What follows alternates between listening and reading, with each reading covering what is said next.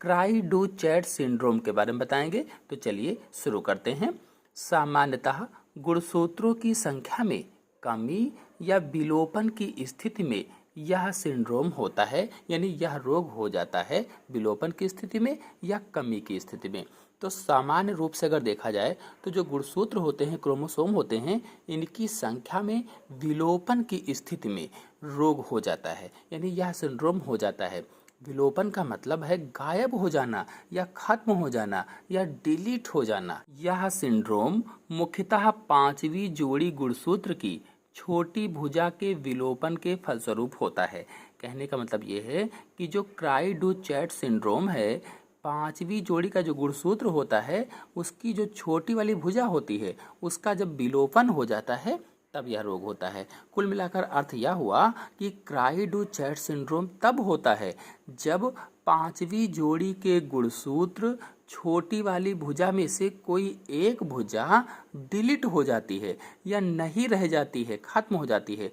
उदाहरण के लिए जैसे इस चित्र को देखिए, इसमें कोशिका विभाजन के समय जब क्रॉसिंग ओवर होता है तो उस समय यह घटना घटती है। कब घटना घटती है ये वास्तव में? तो जब क्रॉसिंग ओवर होता है, क्रॉसिंग ओवर के समय यह घटना घट जाती है और इन दोनों छोटी भुजाओं में से जो शॉर्ट आर्म है इनमें से कोई एक भुजा कट जाती है या अलग हो जाती है। अब जो भुजा खत्म हो गई है, जो उस पे से नहीं रह गई है, डिलीट हो गई है, उसमें बहुत सारे जीन भी रहे होंगे।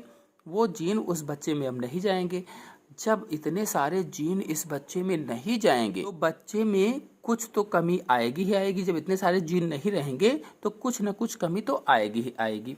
सर्वप्रथम इस सिंड्रोम का अध्ययन या इस रोग का अध्ययन शोधकर्ता जे लेजुने ने सन 1963 ईस्वी में किया था। ये शोधकर्ता थे, इन्होंने इसका अध्ययन किया था। कब? जे लेजुने ने सन 1963 में। इस सिंड्रोम या रोग से पीड़ित शिशु के रोते समय असामान्य रूप से बिल्ली की म्याऊं सदृश ध्वनियां उत्पन्न होती हैं। यानी इस रोग से जो बच्चे पीड़ित हो जाते हैं वे बिल्ली की म्याऊं जैसे रोते हैं। इस लक्षण के कारण इस सिंड्रोम को बिल्ली या म्याऊं सिंड्रोम भी कहा जाता है। क्योंकि वे बिल्ली जैसे रोते हैं इसीलिए इस सिंड्रोम को बिल्ली या म्याऊं सिंड्रोम के नाम से भी जाना जाता है, या अंग्रेजी में कहें तो कैट क्राई सिंड्रोम के नाम से भी इसे जाना जाता है। यानी बिल्ली की म्याऊं सिंड्रोम के नाम से भी इसको हम जानते हैं। तो ये लक्षण तो प्रकट होंगे ही होंगे, यानी बिल्ली की तरह से बच्चा रोएगा ही रोएगा। और इसके अलावा भी इस सिंड्रोम से पीड़ित शिशु के शरीर में अनेकों विकृतियां आ जाती हैं। जैसे दोनों आँखों के बीच का जो गैप होता है वो अधिक हो जाता है, जो सर होता है वो बड़ा हो जाता है, जो मुख होता है वो थोड़ा सा ऊपर से कम और नीचे से चौड़ा हो जाता है। तो बहुत सारी ऐसी विकृतियां आ जाती हैं और लगभग 50,000 नवजात शिशुओं में से केवल एक शिशु